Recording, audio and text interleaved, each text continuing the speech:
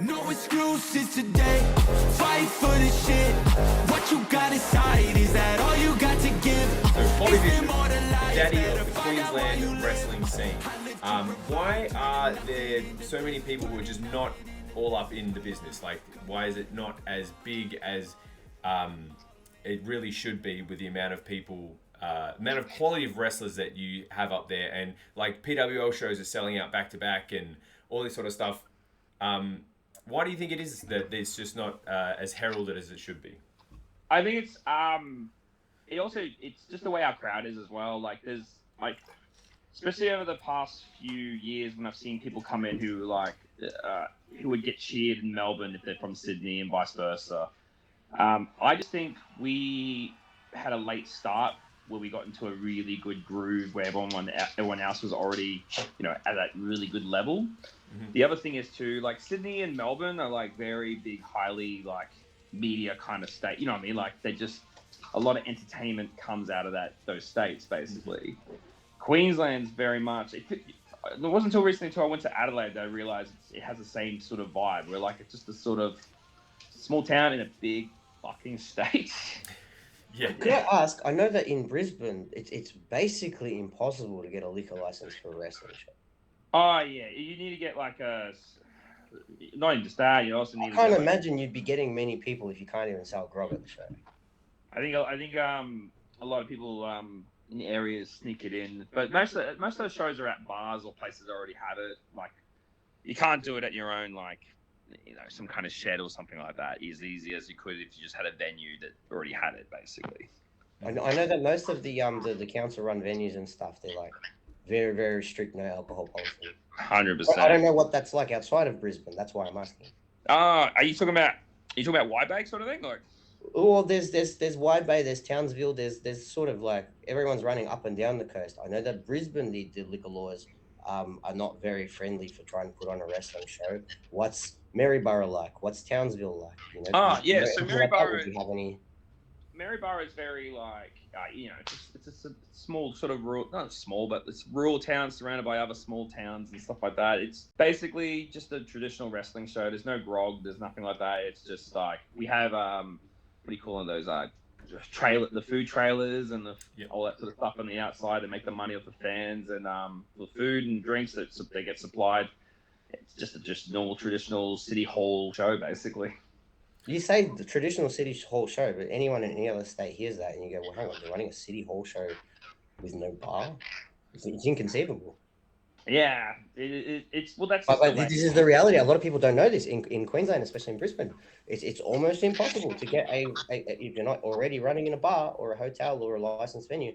It's impossible to get a fucking liquor license for a show. So when people go, well, hang on, why is all this really good wrestling happening with small crowds? That's why. Yeah. There's also got to have a certain security guard. So many little obstacles you got to jump through to even get it done to begin with. And you got to pay the other guys. Then you have to hire do you have a certain license for this to be the certain security guard to stop people from doing stupid shit with drinking? Like, I was trying to help the Nightfall promoter set it up, and it was like they wouldn't even hear it if you didn't have like a caterer's license. Yeah. You're joking, right? We'll only allow you to apply for the license after you've paid for this and that if you can get a caterer in as well. I'm like, so you can't just pay the license and get your security and that and run your bar. It has to also be a licensed company. So you're already like $2,000-3,000 in the hole before you've sold a ticket. Yeah, pretty much. It's like a police state here. How do you guys even run wrestling out there? It's similar in Perth. We have to jump through, like the EPW shows we run, apart from Willerton, because Willerton, they've got all their own crew there. But yeah, the Merriwa show, which is not very north of Perth, no alcohol. Okay. Yeah. I'm sorry, I didn't mean to hijack the interview. I was just very curious. It's just something I thought of. No. Because you mentioned Wide Bay as well. You're doing like Zeke and, Mitch Ryder main events in front of like 30 people. It's like, fuck, man, where's the money coming from? So I can defend that pretty good. Please. Yeah. So essentially, especially in I would say from 2022 onwards, we were getting pretty fucking good crowds out there. Unfortunately, another promotion decided to move into the same and run the same show at the same area, and we noticed it was sort of the crowd started dropping, and then there was just a lot of other I'm not saying like wrestling drama, more it was a personal issue happening outside of it that caused a lot of things. By the time we tried to get back on traction, the numbers had already dropped. But do you want to talk about it? I know probably who you're talking about, and like I'll take his side if you want to make it fair. Like, no, look. Not that I know anything about the fucking story. I'm just like, I'll play devil's advocate here if you want to like not bury the guy. No, it's all good. It's more. I took a break from YBA because I didn't want to be. Like, I was very busy with my life. I was stressing. I'm fucking thinning my hair out as we speak from it. And it just got to a point where it's like, regardless who's right, who's wrong, I can't deal with that drama anymore while also trying to, hold my life up at the same time. Wrestling's supposed to be fun. Yep. Sorry? Wrestling's supposed to be fun. Yeah. Yeah. Why do people try to make it not fun? I don't understand. Well, it's just some people who get out of here, dog. Sorry. I'm trying to talk and he's just beeping at me every time. Dude, get away. He wants to play. Sorry, fella, we'll be done soon. No. Honestly, like, the more information I can probably give it, there was a guy who had a falling out with the promotion, and then went to another promotion. It got a little personal, and I think it actually was just not good for both promotions, to be honest. Definitely. And believe me, I'm not just shit talking White Bay when I talk about that. Like, Nightfall is very much the same. It was like, well, hang on, why did you come here and do this terrible crowd and a terrible show? Yeah, I think unfortunately it at the end of the day it affected both, and I don't think anyone really came on top with what happened. So it's unfortunate.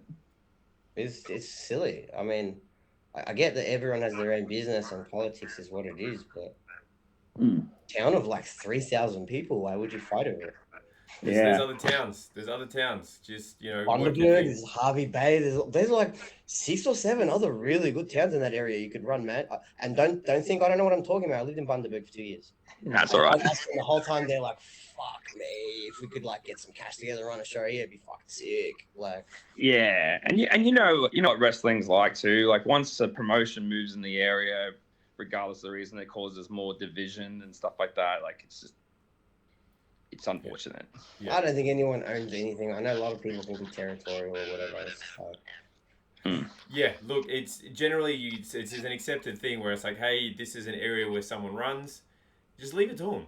You find another spot. You know what I mean? Like, unless there's something personal where you're like, nah, fuck those guys. I want to run there just to be, whatever it is. Like, I'm not saying that specifically. I think there's enough wrestling fans and enough fans of each brand or whatever that I don't think it even affects it. Like I said, we did 4 shows the other night, in the same night in Melbourne. We didn't fucking cannibalize each other's audiences. No. We have our own fans. We have our own followers. We have our own brand. We have our own wrestlers. Yeah, we share talent. We share production, whatever the fuck.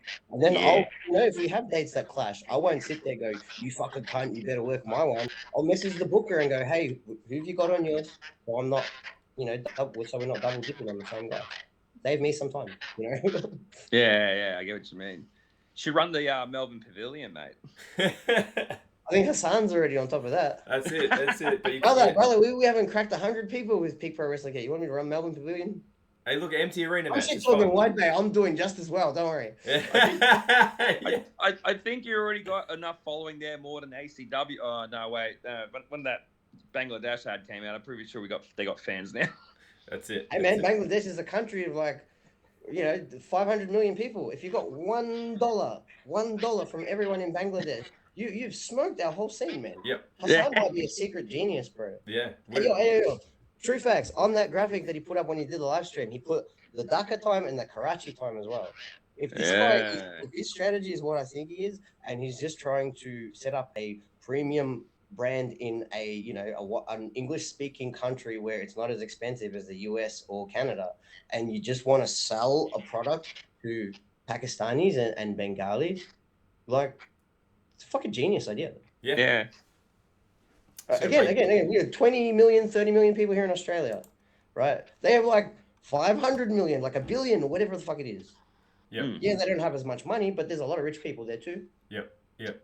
But the poor people like to have fun too. They want to spend their money on fun. So yeah, sorry, great debate. I'm not trying to cut you off, man, but we're back to the focus here, which is Bobby. Is interesting stuff, but the fact that it's not as prevalent as everyone else, how has that shaped you and the way you have come up in wrestling, the way your mind works in regards to pushing that agenda of we're fucking here, and we're fucking good? For quite a while there, I was like, basically, hey everyone, like, let's get on this, let's work together, let's get them to fucking notice us. But actually, quite recently, my philosophy on this has just sort of changed. I recently had a speech at a show where I basically said, like, look, you know, we've done this, we've done this, we've done this. If you put that on paper, it looks pretty fucking good, just like most of the top feds that are doing shit at the moment. And I said, like, we don't need a seat at the table. We can make our own fucking table in this state. Mm-hmm. Because this state fucking, none of them know who they are. They know who we are. We're the fucking the rock stars here. Mm-hmm. Like, they're not the rock stars. We're the fucking rock stars. And then, I mean, it's all respect to all wrestlers around Australia. Yeah. But they don't know an Adam Brooks as much as they know Mitch fucking Ryder. Like, do you know what I mean? Yes. Like they to them, Mitch Ryder smokes everyone. Yeah. Yeah, because that's what they know. That's what they've seen. Yeah. Yeah, 100%. And like in that, like how would you say that you have affected the scene? Like how would you say that you've changed the scene, like in regards to being a role model and a trainer and someone who's just working hard for the scene? I think so I started wrestling when I was 30, which was considerably old back in the 10 years ago. Mm-hmm. But I sort of I didn't have any ambitions to get signed or go overseas and stuff like that. I just wanted a really good wrestling journey in my own state and maybe go around the country basically, and maybe pop overseas once or twice. But the more I was into it, and the more I kept meeting people from other states, the more I realized our state was lacking, and it just sort of became a personal goal of I really, really want to make this state just better than when I found it, which is the philosophy of all wrestling basically. When you get into it, leave it better than you found it. So I was always pushing for better training. I was traveling the PWA for doing a week training there. I went to the EPW, the first camp, stuff like that. Just kept doing that sort of stuff, and I was bringing it back. And at the time, there was a school finally running, and I was helping out. I wasn't the best wrestler. I'm pretty not the greatest athletic wrestler, just more of a smart wrestler, worker, I guess. Yep. So I'd come back and I'd, pass on what I learned as much as possible. And I was hoping as I'm doing that, hey, this is what I'm doing. I want the rest of the scene to do this too. Can you go off and do training elsewhere, bring that back so we can collectively build something? And then I got an opportunity to take over a school, and I guess my lucky break was Mark Davis was stuck here for 2 years. Well, that was Yeah, that Dungzilla. I love him so much. We're really good friends and shit like that. And he's I miss chubby goober Mark Davis. I know he's awesome now. I know he's the GOAT, but I really, really do miss chubby comedy Mark Davis. Look, he was so funny. Oh my fucking god! Why would he take that away from him? He's probably one of the top 5 funniest people I've ever met in my life. Dude, that was his wrestling character. Even when he wasn't a great wrestler, you just couldn't stop watching. And he's hysterical in real life too. When he opens up. I think he needs to show more of that in AEW. I'm he's out there and I'm that's not Mark Davis. Playing character. One of the most hilarious people on planet Earth.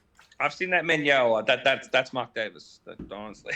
Yeah. Well, when they finally let him, or when he decides to finally show some ass, man, fuck. I mean, he was he was part of the Schadenfreude stuff overseas. There's that. Yeah. He has that humor to him. But he hasn't got to show it in AEW. He's just kind of been a hoss, random tough-looking guy. I think that works for him because his body was definitely super beat up by the time he got there. So I think he's changing to this big man style, which I'm a big fan of. Yeah. To me, he was Aussie Colt Cabana. Yeah. Don't put that on him. Honestly, that's what he reminded me of. Mark And then when I Davis. saw him in AEW, I'm like, where did the humor go? I remember he used to do airplanes and he used to come out to Glee, Don't Stop Believing. Yeah. It's awesome. Yeah. He was like probably Aussie Grado would be the better. Yeah. If you guys remember Grado from TNA, the UK guy. Yeah.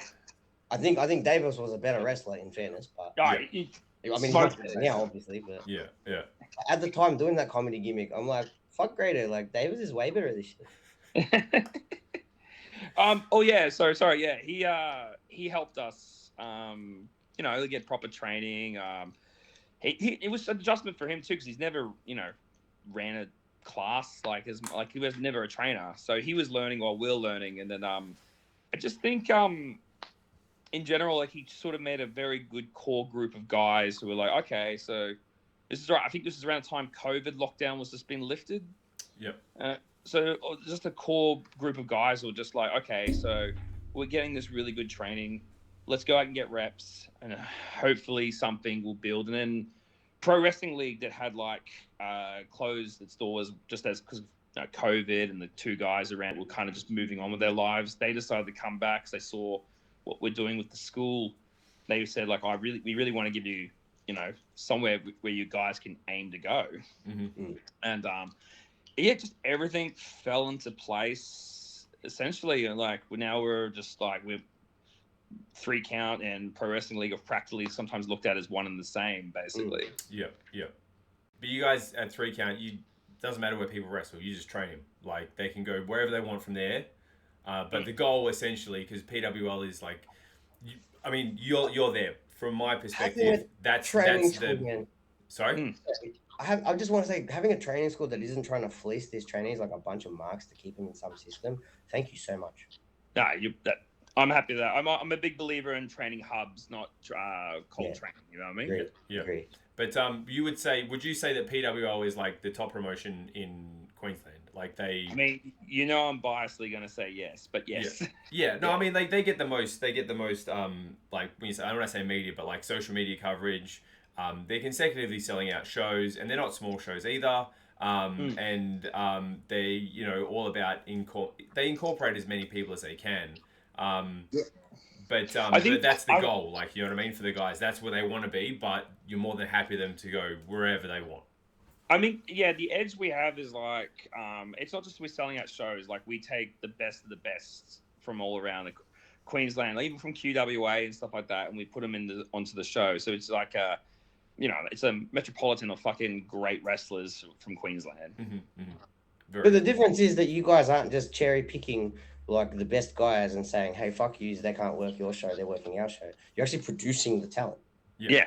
So by the same way that you're taking someone from QWA who may not be available that weekend anymore because they're working Pro Wrestling League, you have an entire school of guys that they can pull from. Yep, 100%. That's fucking brilliant. Yeah, we essentially... That's how you not be a parasite. That's how to not be a parasite. Well, I mean, yes. I'm more of a fan of because I wrestled so many fucking different shows when I started, and I believe Gino once told me this. The advice he used to give young guys, which was I think that was when the MCW used to have their MCW school. Does anyone remember that? Yeah. Who ran that? I'm trying to remember who ran that for a long time. It was Jay. I need to be clear. I was in Japan for 8 years. I missed all this shit. Yeah, Jay Andrews was, I'm pretty sure, running that for a long time. Yeah. And I think Gino was telling me, and it makes so much sense. I tell my guys all the time. He was telling some of the new guys there is I think you guys are too privileged. You should go work the other shows so you can learn to navigate in those locker rooms. You can learn if you can go in there and you can gel with people who aren't doing MCW or something like that. You're just going to learn how to navigate in general in different locker rooms. You're going to learn new things. Even every show has a learning experience. You just got to find it. Yeah. You're going to network too. Yeah. You're going to network too. The more shows you work, the more people you meet, the more people you make friends with, the better your opportunities. Yep. You never know who's going to end up running something. It's a numbers game, just like anything else. Mm. Yeah. All you people that I'm saying these wrestlers, they won't admit it, but they're on that pickup artist shit. You've seen it. Do the 200 approaches or whatever the fuck. It's the same shit. Work 200 shows. Now, if every single one of those shows had 30 people there. Yeah. Now, what's 30 times 200? Yeah, exactly. You know. And there's another thing, going back on what you just said, Don. Like, I remember I worked the Supernova show for AWF. I met, and there was a Venom show that also had these guys. I remember I met like Kai Drake and a couple of the other guys who are now higher up in PWA. On those shows when I was.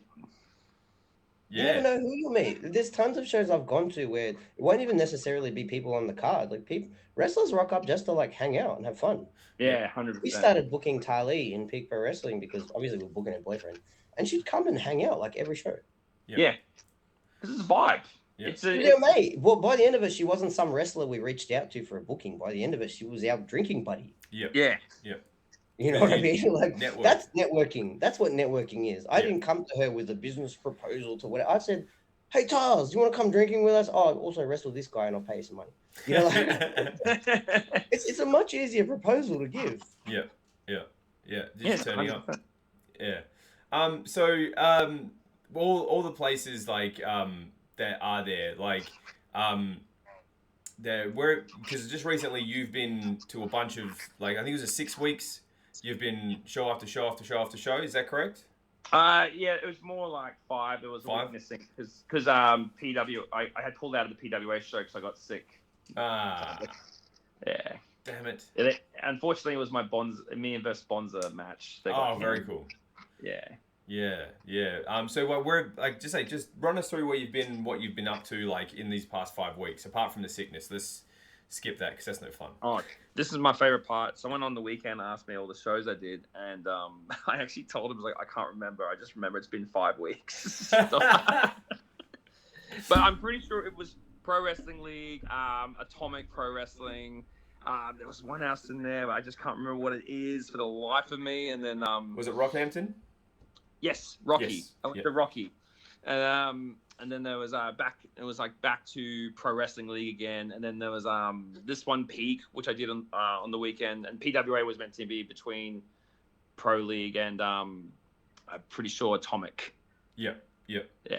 Cool. And then recently you've been to Adelaide ACW. Yes. Yeah. How was the experience? It was a great experience. It's a great group of guys down there, honestly. Like, who'd you wrestle there? Dean Brady. Oh, cool. Nice. Yeah, it was funny because I love when this like promoters around here want me to be a bit more serious and less comedic. So I sort of started off being comedic wrestler, mainly because ironically I watched a lot of Mark Davis matches. But well, we've totally exposed this motherfucker. He's trying to be a tough guy on fucking international TV, and we've exposed him as a fucking complete goofball. Nah, bro. Shout out Mark Davis. Don't even, man. I've already brought up. I'm like, well, I liked when you used to be a comedy wrestler. And he goes, I wasn't a comedy wrestler.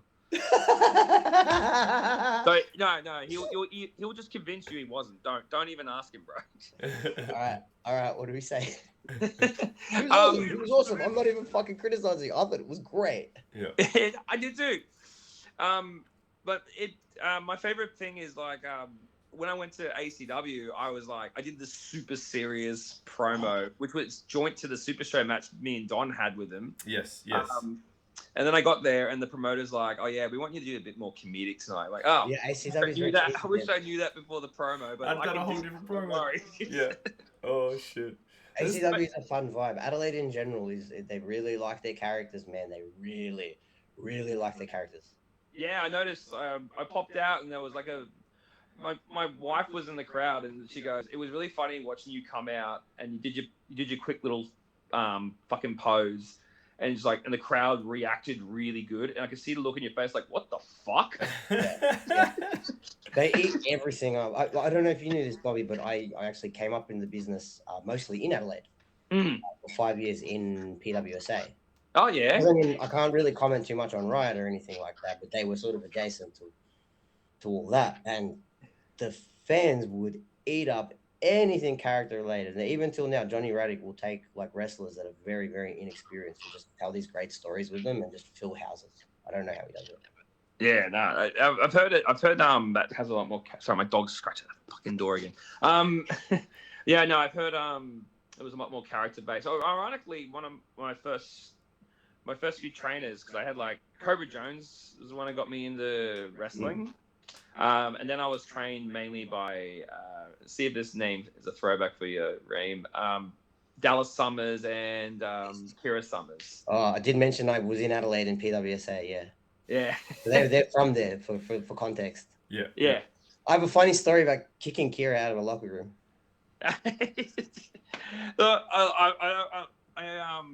You know, it was an experience. I do have a lot of respect for the time they put in for me and stuff like that, but I like Matt. Matt's a nice guy. Matt's a great dude, eh? Summers is a nice guy. Yeah, Matt's a great dude. He's a great dude. This is another story. Yeah, there's more stories. So we'll have a story time with Raheem episode specifically, and we'll get all these stories logged. And we'll... I'll give it to you very quickly. I was manager. I had a bunch of random shit I'd wear. I had pink jeans on that day. She was supposed to wrestle someone that I was managing, and she realized I was wearing pink jeans. Threw a fit. Went home. Fuck knows what happened. She came back. And then she's like, I had to go all the way home and do all this fucking shit because you were wearing pink jeans. I'm like, I have 3 other pairs. Like, I could have just changed, you stupid cunt. Like, and then she had a fit about it. And I'm just like, you're a fucking idiot. Like, you're a charity case. It's the only reason you're in this fucking line. Just get the fuck out. Like, and the promoter's looking at me like, what are you doing? Yeah. I'm not anything. I kicked her out because I felt like she was disrespecting me. You're not putting up with that shit. Yeah, I just like, fuck out. So I have nothing negative to say about her. I just want to clarify. You're like peace and love. Yeah, so I'm all about peace here. It looks like after that, was it a 5-way match? It was you, me, Bonsza, Dean Brady, and Locky Hendricks. Yeah. Yeah. So far you missed out. You had Dean Brady. You were supposed to have Bonsza. So you plans to wrestle me or Locky Hendricks in the future? Yeah. No. I made this joke. When I was wrestling Dean Brady, I was like, okay, so once I'm done with you, I'm just going to have to tour and find every single person. Revenge. Yeah, pretty much. I even put this story up where I was like, I want all of them and I want them all on one-on-one. And then Dean Brady like beat me in the match. And I quickly put up the story saying, forget that. I want them back in multi-matches. This was shit. I want them one after each other, but I want to be the last guy. Yeah, I want to be the last one. Yeah. With UPW closing down and then now UPW Revolution is restarting. Is that correct? It's called Resolve. Resolve, sorry. Yeah, That's what that is. Yeah, they hired our ring on the weekend. I'm still getting, because I was away at Top End Wrestling this weekend. Oh, you've still got to talk about Top End, but yeah. Yeah, I'll get into that. That was a great time. But so basically, they used our ring, and a couple of, most of our guys were there, plus the Sunny Coast, the old, some of the UPW wrestlers were there. I haven't gotten full details yet. I just know the ring came back in one piece, and that makes me happy. Winning.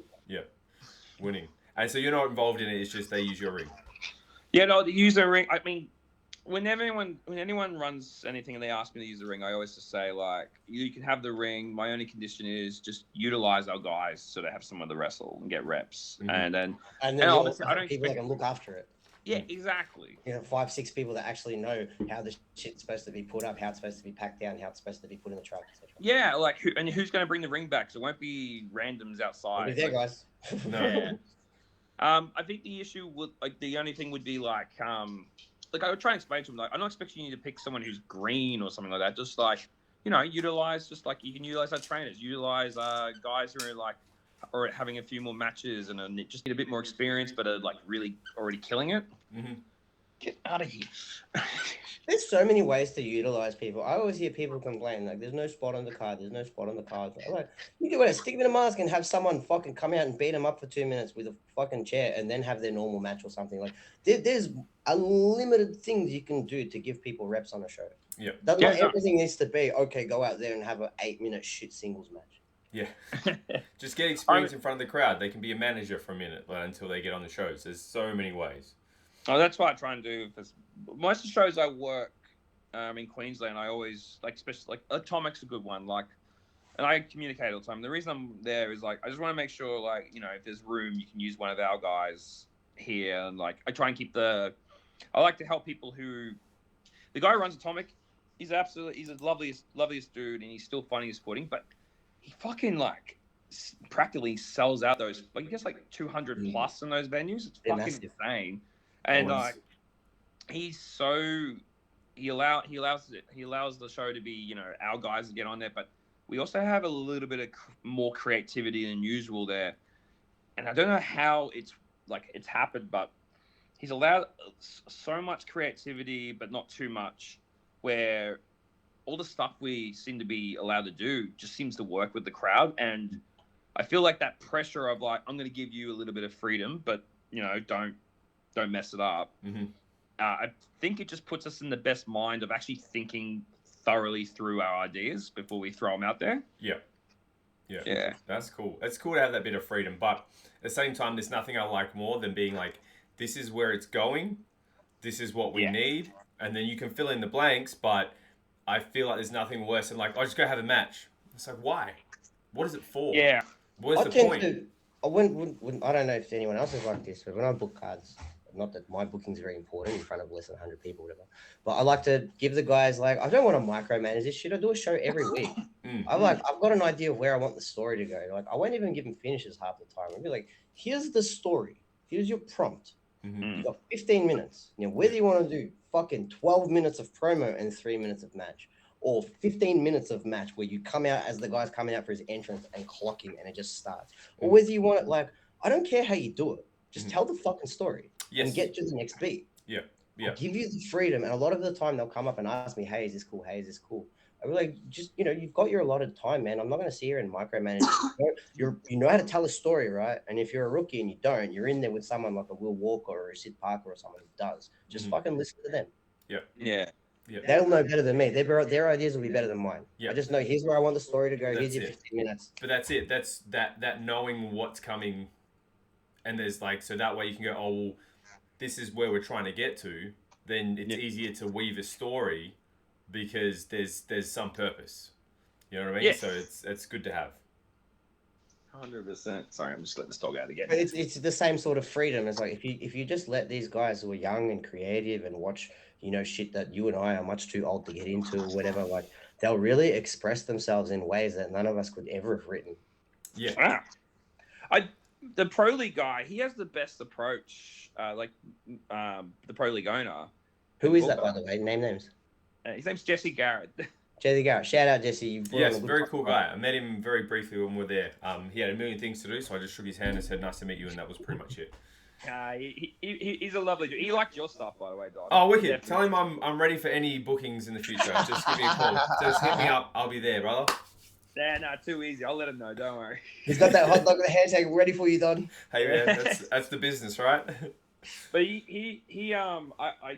I've seen him do it before, and I love it because it's so. So a lot of wrestlers will message him like, "So what story have you got for me?" And he will respond with like, "I don't know. Have you got anything to pitch to me?" Yeah, Good. yeah. I'm the same. I'm like, don't come to me and be like, "What do you got?" I'm like, no, come to me, and I don't care how stupid it is. Just give me something. Yeah, Rob exactly. was the same. Rob didn't wait. He just came to me with the stupid pitch for the fucking train conductor gimmick. I go, it's better than fucking nothing. Yeah, and the beauty about it too is, and you would know this as well, it's like if you have people pitching ideas to you, it's like, no, like even if they're not that good or not well thought out, you're like, no. But then like later on, it starts. They might give me 10 points, and one of them might be good, and that one might be just enough to pick something up. Or you get another idea that connects super well with an idea you didn't think was that great before, but now you realize, oh, that makes that great. Yes, because there's something else going on. And you're like, actually, that thing you said actually slips in real good with this story here that's fucking already in place. So, yeah. Yeah. We have a lot of autistic people in the business. Unfortunately, a lot of them become wrestlers. And a lot of them will pitch ideas, and some bookers and some like veterans or whatever will get angry because they think they're going into business for themselves and this and that. I get them a lot, and I'm just polite. I'm be like, it's not what I want to do, but I've learned to not throw the baby out with the bathwater. And I'm just like, maybe out of these fucking essays I get, there'll be like 2 or 3 really good ones. I'll be like, oh, I'm glad this really, really autistic dude spent the time to write me Harry Potter, because this one paragraph here, gold. Yeah. Throw the rest away, but we'll keep that. Yeah. Flat chat. Don't throw the baby out with the bathwater. Yeah, 100%. Essentially, you're, sort of not running a lot of stuff, but you've got the academy. You're wrestling as much as you can. You've just gone through. Tell us about your time in the top end. Top end. Yeah. Well, one, I don't know if you guys noticed, but Darwin's fucking warm like 24/7. Nah, no way. I would never have guessed. I'm a cold climate guy, so I was just like... I thought Queensland would be like, that subtropical, equatorial fucking... Not in Brisbane. Bipolar weather here, man. It's bipolar as fuck here. Yeah, like, it'll go really, really cold and it'll go really, really hot out of nowhere. But, like, when it's consistent, it's just like... when it's cold, I'm like, oh, cool, I get a break. But now it's... When you're up in Darwin, I'm like, is there a fucking aircon around here? Like... Just wears you down. It's like Chinese water torture, just constantly hot and hot and Cairns was like that. Yeah.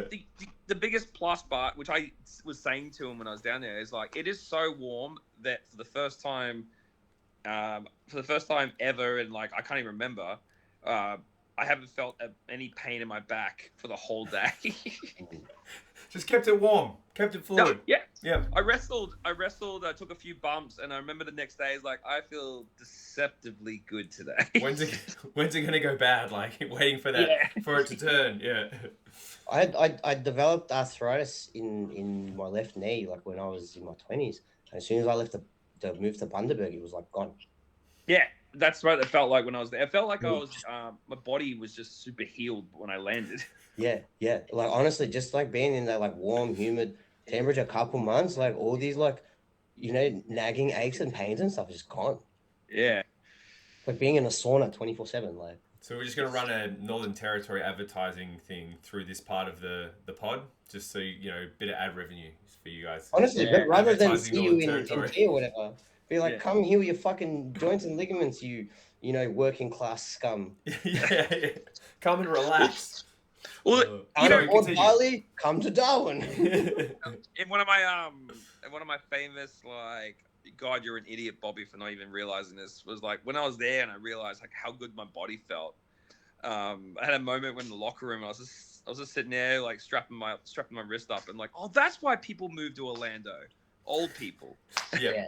That's why seniors retire in Bali and that subtropical but so top end was a good show.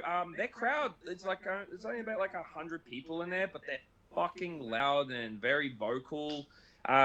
They know bits of the rhythm of wrestling, like like if I chin lock someone, they know they need to do something, but they don't know the slow clap building into a fast one. They will go from like 0 to 10 in like a second, basically. Mm-hmm. You know what I found really weird, Bobby? If you don't mind me interjecting for like a time, I've noticed it lately where like a lot of people go for chin locks or for rest holds and stuff, and they'll kind of panic that the crowd's not making noise and just get up and go, and it's just like, the silence is kind of the point. Yep. I don't know if you guys get this or not. You stop, the crowd goes silent, and then you piss them off because nothing's happening, and they start making noise, and that's when the babyface comes back. The point is to stop everything. One of my favorite things is when I chin lock guys. Like I've made this joke on a previous show. I've chin locked him down. I said like just wait for him to make noise, and then he's panicking. Yeah. No, people will panic. You see it all the time. I've seen it probably like on a dozen occasions in the last 2-3 weeks. People will panic in a chin lock because the crowd's quiet, and they'll just get up and let the fucking babyface reverse. I'm like, you've defeated the whole purpose of the fucking spot. Yeah. But my favorite quote I've ever used on someone was when I've chin locked them down, they're not making noise. Like, not making noise, we should probably get up. I'm like, no, I'm exactly where I wanted. That's the point. Piss them off another. I'm not going to do shit till you start fucking getting into this. And I'll sit here in this fucking chin lock for 10 minutes if I have to. Mm-hmm. Yeah. I mean, because like it's the best part. Like, all right, cool. You don't want to react, cool. We're gonna pause this match. I'm gonna get my breath back, and then you're gonna get some more shit at the end. Maybe they need their breath back. That's the other thing. Yeah. Maybe they need their breath back too. Oh man, that's the whole problem with work rate wrestling. People don't get into it as much because they can't. There's no space for them to make noise. Yeah, 100%. None whatsoever. Yeah, it's just move, and then it's cool to watch, but there's no interaction. There's no spot for people to go, I oh, wait a minute, that last thing you did was really cool. Yeah, I fucking was right into that. That's sort of ironically, like going back on the Queensland wrestling, like that's something I don't know. It was Edith Knight was here. She was telling me it was when Gav wrestled at Atomic. She was telling me, is like, you guys interact with the crowd a lot. Like, I don't mean like we like talk to them or anything like that. We just work them over and over and over and over. It's like, I feel like because we weren't really learning wrestling per se, we aced that a bit more better at first before we really got into being more athletic wrestlers. PWSA was much the same. All of us learned to interact with the crowd and get them working before any of us learned how to do any like complicated shit. Yeah. It's an advantage in a way, isn't it? It really is, because once you learn the complicated shit, you know how to do it and then make the crowd pop for it and make it make sense and put it together. I'm like, once you learn how to put together a match with punch, kick, headlock, suplex, and don't say I'm talking bullshit, because look at the New Japan Young Lions. They can do all the shit. They don't let them. Drop kick, Boston crap. And the whole point is so that they can learn how to work and learn to get a crowd to react behind them on basic shit first. Yeah. Because if you can't get a pop on a drop kick, what the fuck are you doing a vertebraker for? Yeah. Us Don, I'm basic as fuck, bro. I'm aeroplane, dusty jabs, and fucking lariats. All the young guys are listening to us like, man, fuck these old cunts. What do they know? Yeah. Nothing better than you wrestle someone, they're like, oh man, it's like a night off. Yeah. It's too easy. Let's go back. Let's go again. You know, that's a great compliment to have. Yeah, thanks, man. I love doing moves where, especially with tours like World Series, even the NWA thing. I'm like, this is what I do. You're gonna have a great night. You're not even gonna feel. You don't even need a bump for the elbow. Just go down. Yeah. It's just. World Series sounds like a night off, just because the crowd is so into everything. Mm-hmm. Yeah. Like you can do nothing and they'll eat it up. Yeah. But yeah, so do you have any moments in wrestling, like what's close to your heart? It was a good match, fun night. Like what's like a good memory of wrestling where you're like, this was when I was fucking like, this is when I was vibing. This was like a great point in my career. So I've actually answered this recently. I did a seminar at Top End and they asked me a similar question, but it's tied. I have two favorite moments in wrestling where I'll remember it continuously, like, and I'll reference it. It was I wrestled a guy called Chris Dink around here. Yes. And we the whole gimmick was he was like an open challenge MMA, karate, jiu-jitsu. He was like he name dropped so many things on the fly, and he was wearing football headgear, shoot wrestling tights. He had karate badges all over him. Like it was ridiculous. He's like MMA Archie from Chikara. Yeah. It was like super, like on turbo that. Okay, cool. Bet. He grapevine my leg, trying to tap me out, but like he wasn't locking anything in. I just had to walk with him on my leg and just grab the rope, like that kind of like spots. And then the whole idea of the match was he wants me to take a urine test because he thinks I'm on steroids, even though I'm a thick boy with no like bodybuilder storyline. Oh, it was so. I almost did the storyline in Peak. Yeah, it was just like you are clearly on steroids, and one guy in the crowd like, look at him. That's funny. And then, so we did that, and at the end of the match, we're doing the thing where he's trying to hit me with his piss cup that has pee in it, because when I said I don't need to take a piss test. Did you take a piss test at the beginning of the match? He pulls it out of his tights like, I already did. So he tries to hit me with that. And we do that like back and forward. And the crowd's like going up. And then I poured it on him and hit my finisher. And then we had like 2 more matches after that, which are all just as funny as each other. Tell me this shit made tape. Yeah, I'll send it to you. It's really good. Oh my God, this sounds so good. We almost did like a very similar angle in Peak. But it wasn't popped for steroids. It turned out it was gonna be like popped for like pregnancy pills or something. And then it was a workout that swapped it with someone else and ended up being like one of the chicks in the crowd or something. Like, and then it was gonna beg the question, how the fuck did he get her pee? Like it's shit like that. It's like a filming where he's just like hiding in a toilet or something. Like it's like you've been popped for an illegal substance, and then it's like, you know, I knew you were on steroids, and then like we stopped the match, and like testing's come back. This guy is disqualified. I was like, what has he been popped for? illegal antidepressants, not antidepressants, sorry, illegal pregnancy pills or something like that. But Because the guy at first is like, oh, I really don't want to do like drug related or steroid related. I'm like, well, you just do it tongue in cheek. Like, yeah. you got popped for Ozempic or something and you're a fat guy. Like, something like that. Oh my God. So that tied with my Danhausen match at World Series. Oh, that's sick. Yeah. Because I loved that I got the match. It was like right before he got signed and everything like that. But it wasn't because I wrestled. I try to tell everyone it's not because I wrestled like a big name or anything. It was just I started out as a comedy wrestler, and then when I wrestled him, I was more the serious wrestler. But because I've done comedy wrestling all the time, and a lot of people think it's like two people have to be funny in the match. No. One person has to be the foil, and sometimes one guy has to be the straight man.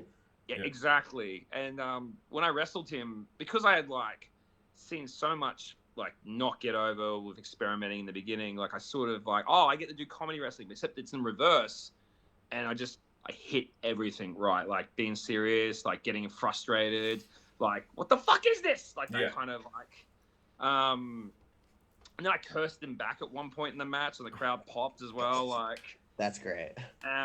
Just the whole match, and then when I got back, I was like really happy with it, and then everyone was like, also like, bro, you like almost carried the guy out there. And I mean that like he makes a lot of money. He'll tell you himself he's not the greatest wrestler. Yeah, like that's what everyone was telling me is that's how he feels about himself as well. But he makes all the money, so that's wrestling for you. Yeah. It's working, just like we were saying before, bro. He didn't have to learn all the complicated shit. He just learned how to build a connection with the crowd. Exactly. But it was like very much like a badge of honor. Like, I don't care. Like, I'm glad I did really good where I made him look good as well. Because that's what you're supposed to do. That's what wrestling is. You got people paid money to see him. You got his gimmick over, and you let the ticket-paying audience who came to see him fucking enjoy themselves. Yeah, and there was like another thing too, which is like when I found out it was going to happen, I was waiting for the match announcement because I get a lot, like, especially at World Series, they really get behind me. Just the local crowds, they do like that Joe's going to kill you, but it's like Bobby's going to kill you, even though I've never been that serious in my life. It's great. They do the what's that? Oh, Bobby Bishop, like the fucking yeah. They go for everything, and it's great. But I knew they weren't going to boo Danhausen like the other guys, like so. But my brain was telling me like we're both going to come out, and everyone's just going to cheer. There's not going to be like you know what I mean? Like one person on top, the other person getting booed. It's just got to be, they just got to cheer when they realize, it's our local boy facing him. Yeah. That's exactly when his music hit, man. The place fucking erupted, eh? Yeah. They were happy to see him. They were happy to see you, and anything you guys were doing, they were just happy to be there. Exactly. Wrestling. One of the best things that happen in wrestling is it's not. I was telling someone this. One of the best feelings fans can have in wrestling is when it's not when you give them a match they want. It's when they get a match and they realize they didn't know that they wanted this until it happened. Yeah. That's cool. That's dope, man. That's fucking dope. Yeah. Love to hear that shit. And then last thing, before we wrap it up, what do you want going forward for yourself, for Queensland wrestling? Where do you see yourself going from here? What are your goals? What do you want to do? So I want to keep building the school. I want to keep getting guys more experience. I honestly just want us as a whole of Queensland just to keep pushing with the way we're doing fucking great shit at the moment. And it's feeling better that we're not like, I wish they would notice us. Now it's the vibe of like, no, we're doing great shit here. Let's keep building. Let's not get distracted by this anymore. Let's actually do this. I think we've got this time. And honestly, that's what I kind of want to continue. I just want us to build everything here and not worry about anything outside. And then one day, surely people are going to just eventually notice it. Yeah. Very cool. Very cool. But yeah, so then that's Queensland wrestling. Where do you, is there anywhere you want to go? Is there anything that you want to do in wrestling? Like, do you have any kind of bucket list? Is there opponents and shit like that? Like, you know, what's for Bobby? So, a bucket list is, I don't know how I'm going to do it. But I would love one day to get on Coliseum. That's coming from nearly a 40-year-old wrestler. Yeah. I want to wrestle. I would love to wrestle Dusk again. We've had 2 matches. I really would love a third, and he's just so fun to wrestle. like so switched on. I want to go over to Canada, man. Like, I just want to like try something overseas. Like, I just have very like, I would want to do it once and see how it feels, kind of like bucket list. Go to Japan, you crazy bastard. Yeah. I probably would. I'm go to pretty sure Michinoku Pro or like call up Dingo. You would go crazy over there. Ah, thanks, man. Even at your age, dude, you would fucking clean up over there. Because they love thick boys over there, I heard as well. And they love funny people. Yeah. They like people who can just entertain them and aren't giving a fuck about all this other bullshit. If you went out there and you worked the Japanese indies, bro, you would never leave Japan. You're like made for them. You're made for them. Yeah, I'll do that. We'll reach out to Dingo. He was, and you have you met Dingo before? No, but we got him online. I do chat every once in a while. He's a lovely dude. He's an incredible guy, and their promotion in Japan. I don't think anyone in Australia knows this. An Australian runs like probably one of the top 10 grossing independent wrestling promotions in Japan, and I think all of y'all should follow him on Instagram ASAP. Yeah.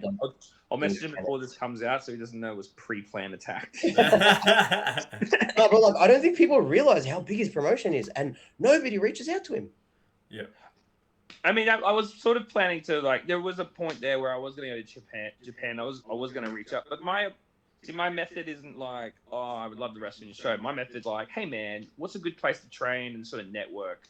Mm-hmm. Because I believe you should never come in with expectations that you're going to wrestle. You should come in the expectation that you're going to network. Yeah.